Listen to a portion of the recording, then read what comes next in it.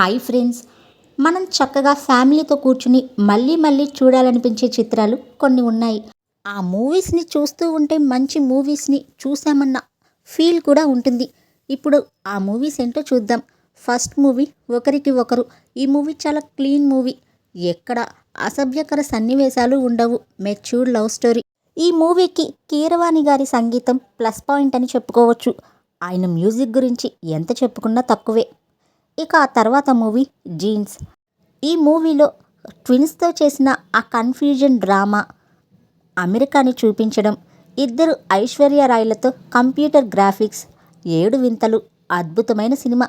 శంకర్ గారి డైరెక్షన్లో జీన్స్ మూవీకి ఫస్ట్ ప్లేస్ అయితే ఇవ్వచ్చు. ఇక ఆ తర్వాత మూవీ చూపులు కలిసిన శుభవేళ. జంధ్యాల గారి సినిమాలు ఎన్నిసార్లైనా చూడొచ్చు. మనసుకి తేలిగ్గా స్వచ్ఛమైన తెలుగు నేటివిటీతో చూస్తున్నంతసేపు చాలా ఆహ్లాదంగా ఒక మంచి మూవీ చూసాము అన్న ఫీల్ ఉంటుంది. నెక్స్ట్ మూవీ ప్రేమతో. ఇది ఒక టెర్రరిస్ట్ ప్రేమ కథా నేపథ్యం. ఈ మూవీ కూడా అప్పుడప్పుడు చూడొచ్చు. ఇక ఆ తర్వాత మూవీ పెద్దరికం. ఆడవారంటేనే పడని ఒక పెద్ద అయిన కొడుకుల మధ్య ఒక అందమైన అమ్మాయి పెట్టే చిచ్చు నేపథ్యంలో ఉన్న ఈ సినిమా పక్కా ఫ్యామిలీ ఎంటర్టైనర్ అని చెప్పచ్చు. అయితే ఈ మూవీని మలయాళం మూవీ నుంచి రీమేక్ చేశారు ఏఎం రత్నం గారు. తెలుగులో కూడా ఈ మూవీ బాగానే ఆడింది. ఇక ఆ తర్వాత మూవీ జోకర్. వంశీ గారి సినిమాలంటే మామూలుగానే బాగుంటాయి.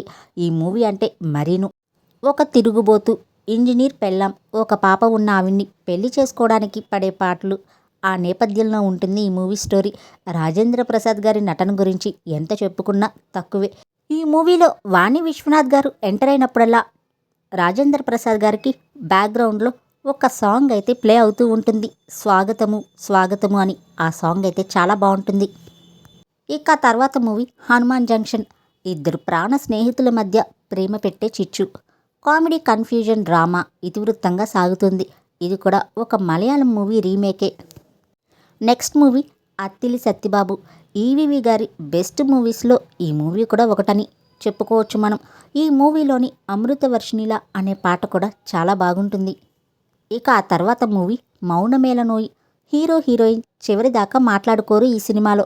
ఇలాంటి సాగతీత ప్రేమ కథలంటే కొంతమందికి నచ్చకపోవచ్చు, కానీ మూవీ మొత్తం ఎక్కడ వల్గారిటీ లేకుండా చాలా క్లీన్గా ఉంటుంది. మ్యూజిక్ డైరెక్టర్ రమణ గోగుల గారి సంగీతం ఈ మూవీకి ప్లస్ పాయింట్ అనే చెప్పచ్చు. ఇక నెక్స్ట్ మూవీ ఎవరి గోల వాడిది. Correct title. రకరకాల కారణాలతో బ్యాంకాక్ వచ్చిన వారి మధ్య జరిగే సరదా సన్నివేశాలు ఇతివృత్తంతో తీసిన మూవీ. ఎవరికైనా కామెడీ మూవీస్ చూడాలి అని అనిపిస్తే కనుక ఈ మూవీ ఫస్ట్ ప్లేస్లో ఉంటుంది. ఇక నెక్స్ట్ మూవీ సీతారామయ్య గారి మనవరాలు. మూవీ చూస్తున్నంతసేపు ఒక మంచి ఫీల్ అయితే ఉంటుంది. కీరవాణి గారి సంగీతానికి 10 ఆస్కార్స్ ఇచ్చినా కూడా తక్కువే. ఈ మూవీలో సాంగ్స్ అంత బాగుంటాయి, కానీ ఈ మూవీకి మాత్రం ఒక్క నేషనల్ అవార్డు కూడా రాకపోవడం అనేది కొంచెం బాధాకరం. నెక్స్ట్ మూవీ ఏవండి ఆవిడొచ్చింది. శోభన్ బాబు గారు, వాణిశ్రీ గారు, శారద గారు వీరందరి నట విశ్వరూపం చూడాలి అంటే ఈ మూవీ చూడాల్సిందే. ఈ మూవీ చూస్తున్నంతసేపు మూవీ మొత్తం వీరి ముగ్గురినే చూడాలి అనిపించేంత నటన, అంత బాగుంటుంది ఈ సినిమా. ఇక ఆ తర్వాత మూవీ కిష్కింధకాండ. ఈ మూవీ ఒక స్లో పాయిజన్ లాంటిది. చాలా స్లోగా ఉంటుంది. రెగ్యులర్ కామెడీ సినిమా అయినప్పటికీ మూవీలో ఏదో ఒక మ్యాజిక్ అయితే ఉంది. ఎప్పుడైనా ఒకసారి ఈ మూవీ టైంపాస్కి చూడొచ్చు. ఇక ఆ తర్వాత మూవీ ఆ ఒక్కటి అడక్కు. ఇళయరాజా గారి పాటలు చాలా బాగుంటాయి ఈ సినిమాలో. బాగా చదువుకుని తెలివితేటలున్న ఒక యువకుడు జాతకాల మీద నమ్మకంతో కష్టపడకుండా పగటి కలలు కంటూ ఉంటాడు. చాలా సరదాగా నడిచే చిత్రం. అయితే రావు గోపాలరావు గారిని ఎప్పుడు మనం విలన్ క్యారెక్టర్లోనే చూస్తాం, కానీ ఈ మూవీలో రాజేంద్ర ప్రసాద్ గారికి రావు గోపాలరావు గారికి మధ్య జరిగే సన్నివేశాలు చాలా బాగుంటాయి. మంచి కామెడీగా కడుపుబ్బా నవ్విస్తూ ఉంటాయి.